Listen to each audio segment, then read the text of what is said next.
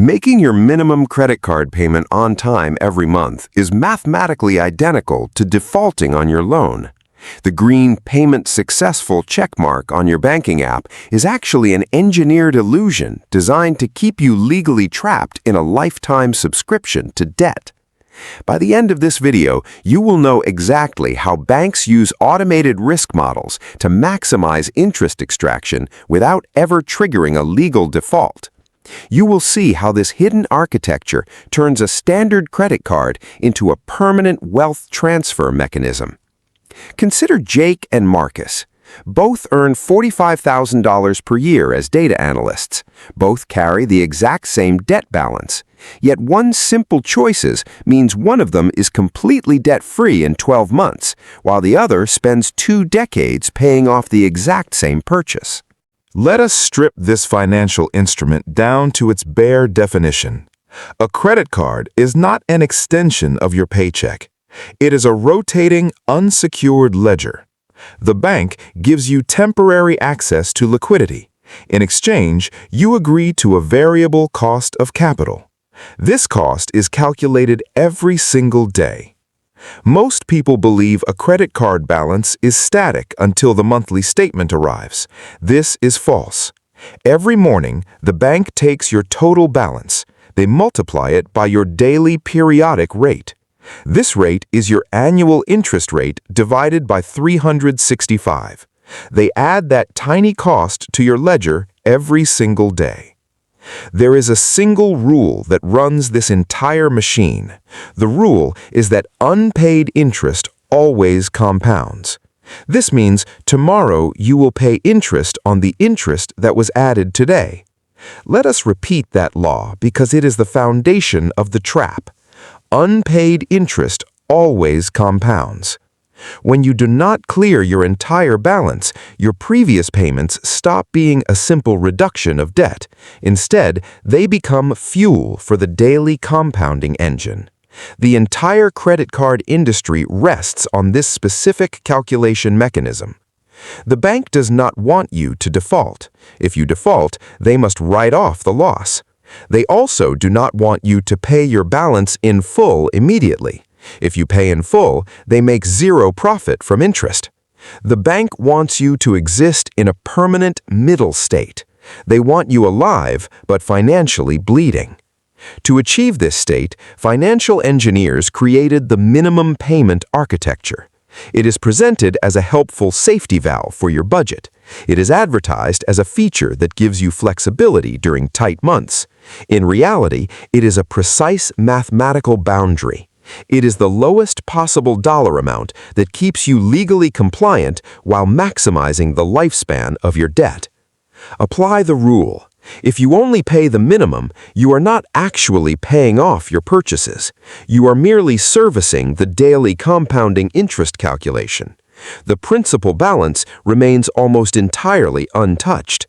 This ensures the daily calculation yields a high number again the next month.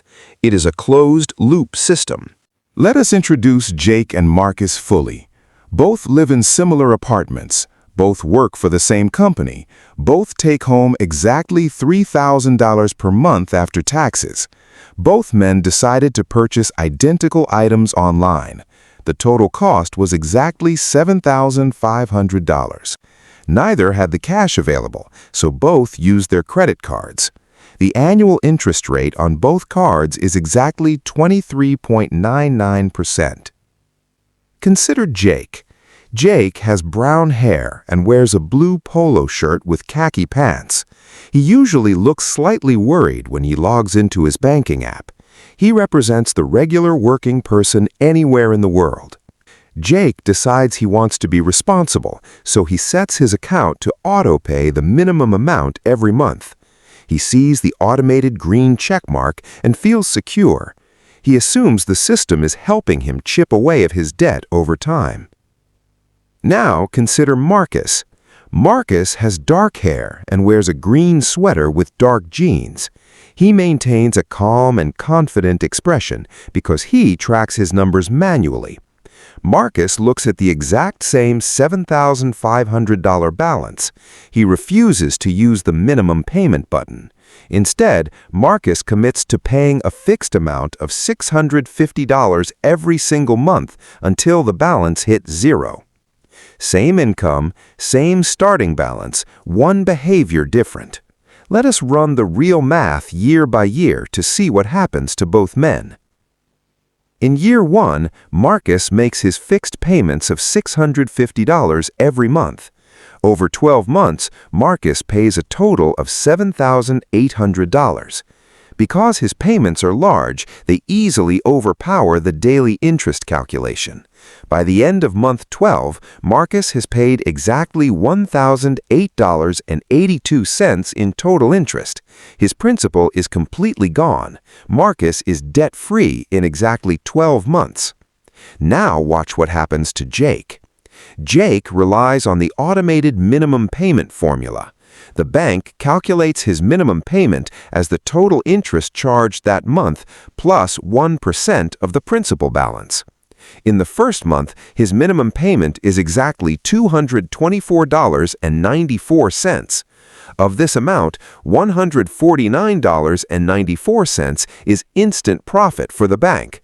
Only $75 actually reduces his $7,500 debt. By the end of year 1, Jake has faithfully made 12 consecutive payments. He has never missed a deadline. His banking app shows a perfect history. He has handed over a total of $2,570.64 to the credit card company. Jake believes he must owe around $5,000 now. Let us look at the actual ledger. After 12 months of perfect payments, Jake still owes exactly $6,592.77. The bank kept $1,663.41 as pure interest profit. Jake has only reduced his original debt by $907.23. He has barely made a dent. Let us move to year 2. Marcus is already done. He redirects his $650 a month into a standard global index fund. Jake is still on autopilot. Because his total balance has dropped slightly, the bank automatically adjusts his minimum payment downward. His new monthly payment is now around $198. Jake thinks this is a reward for good behavior. He thinks his financial burden is easing. Here's the part nobody puts in the brochure. As the minimum payment drops, the speed of debt reduction crawls to a near halt. By the end of year 2, Jake has paid another $2,241.12. His remaining balance is still $5,796.41. He has now been paying for 24 months. He has handed over a total of $4,811.76. He still owes more than 75% of his original purchase price. Let us skip forward to year 5. Jake has been paying his bill on autopilot for 60 months. He has forgotten what he even bought for $7,500. The items are old or gone, but the ledger remains active. His monthly minimum payment has dropped to $130. By the end of year 5, Jake has paid a grand total of $10,340.88 to the credit card company. This is significantly more than the original cost of his purchases. Yet, because of the minimum payment amortization structure, his balance is still $3,810.52. He is not even halfway through the debt. The daily interest calculation continues to harvest his income every single morning. Let us advance the timeline to year 10. Jake is now 35 years old. He has maintained his perfect financial record for 120 months. His monthly payment is now $76. He has paid a total of $14,762.40. His remaining balance is $1,879.40.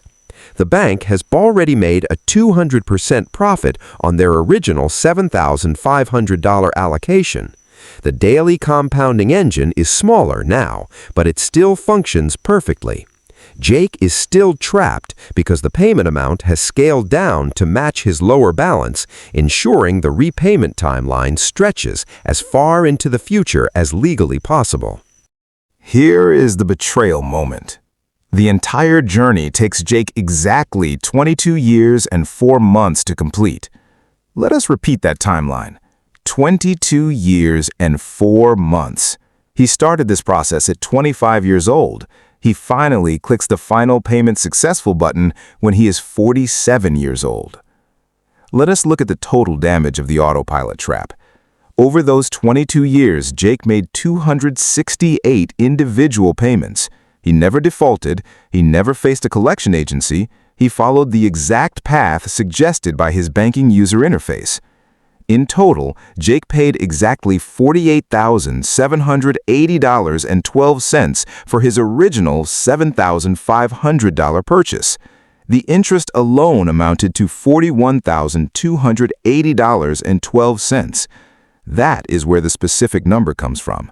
The bank successfully extracted $41,280 of pure wealth from a single middle-income worker using nothing but an algorithm.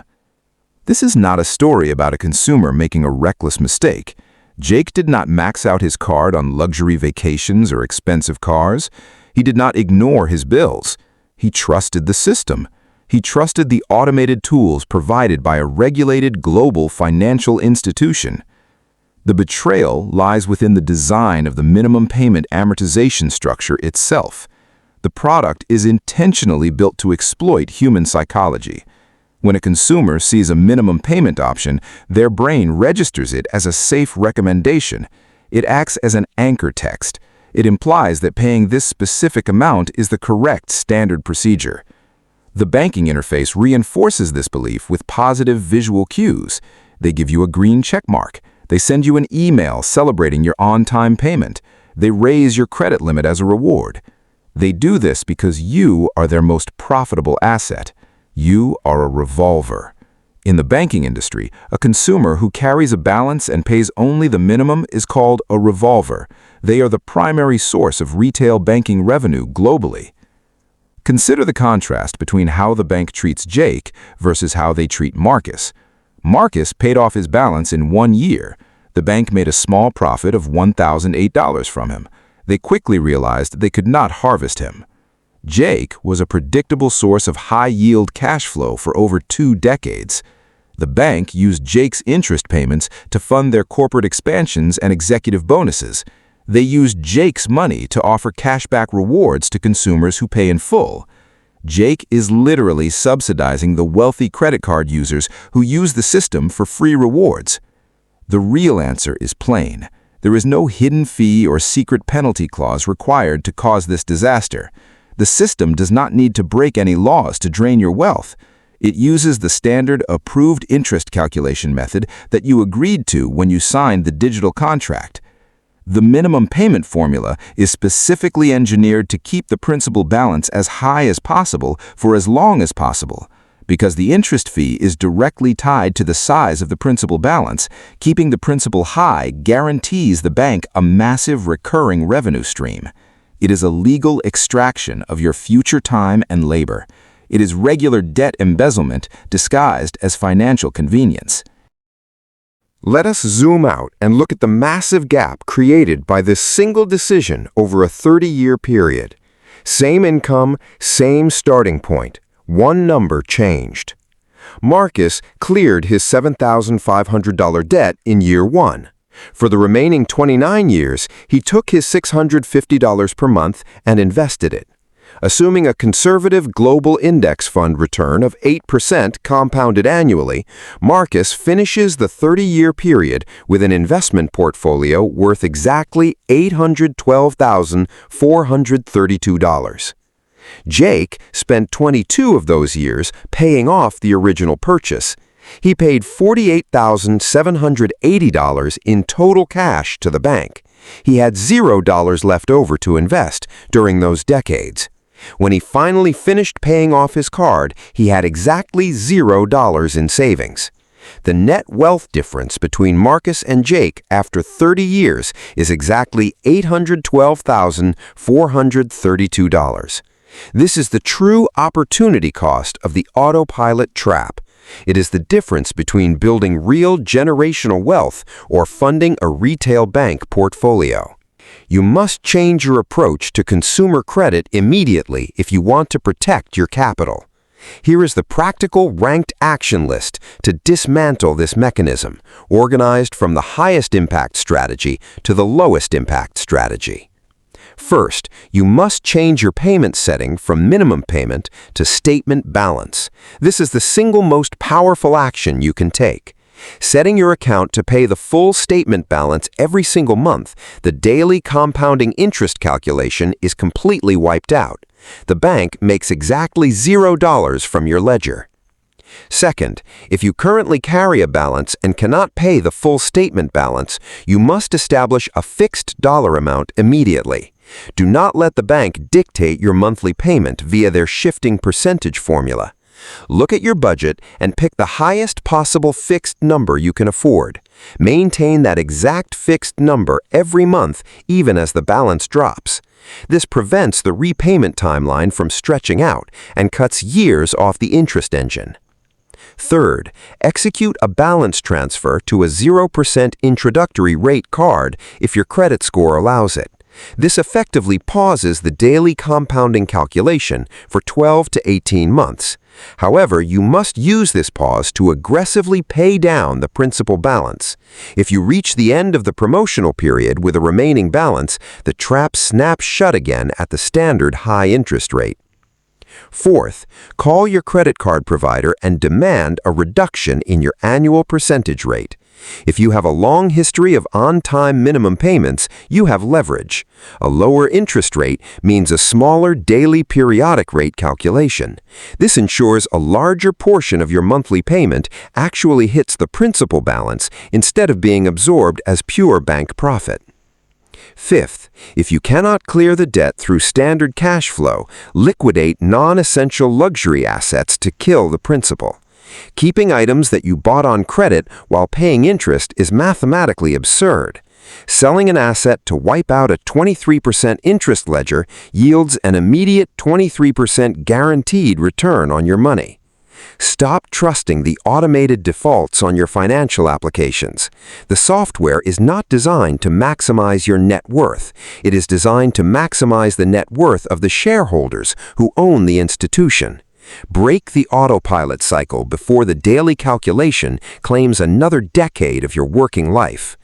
If you want to run these numbers on your own situation, the link is in the description. Hit like if this connected dots for you. Subscribe to Noop Finance for more, and I will see you in the next video.